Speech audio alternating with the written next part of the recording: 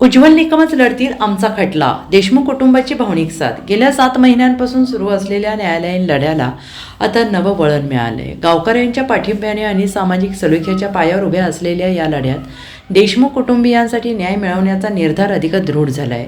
आणि या काळात विविध क्षेत्रातील लोकप्रतिनिधी, सामाजिक कार्यकर्ते, सर्व जाती धर्मातील नागरिक एकवटले.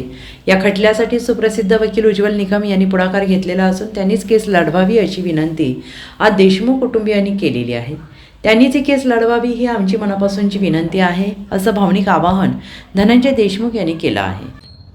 ही चर्चा तर मी तुम्हाला काय झाली हे नक्कीच सांगेल, परंतु आज मी महत्त्वाचं जे एवढ्या दिवसात 7.5 महिने झालं हे प्रकरण होऊन जी सुरुवात झाली ती प्रकरणाची, जे गावकरी आहेत मसाजोगवासी सगळे, त्यांनी जे रस्त्यावर आंदोलन केलं होतं 27 तासाचं की आरोपींना अटक करून त्यांना तात्काळ शिक्षा द्या, तिथून सुरू झालेलं जे हे न्यायाचा लढा होता त्याच्यामध्ये प्रामुख्यानं पहिली भूमिका FIR करण्याची आदरणीय मनोजदादांची होती. तिथून सुरू झालेला हा प्रवास आजपर्यंत ज्या आरोपींना निर्दोष मुक्तीचा अर्ज दिला होता तो आज न्यायालयानं फेटाळला.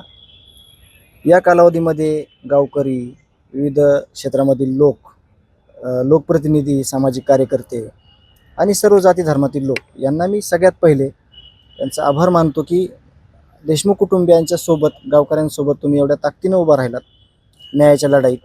तुमचा आभार आहे.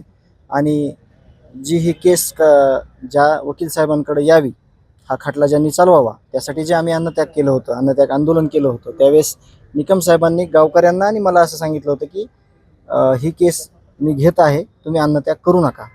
त्यांचे पण आभार की त्यांनी ही केस घेतली. आणि आज मी त्यांना विनंती केलेली आहे गावकऱ्यांच्या वतीनं, आणि गावकरी पण होते, शिष्टमंडळ पण होतं, की ही केस अशाला अशी तुम्ही पुढं चालवावी.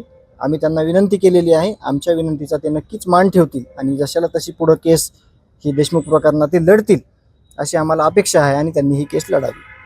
Bureau report, SBN Marathi, Beed.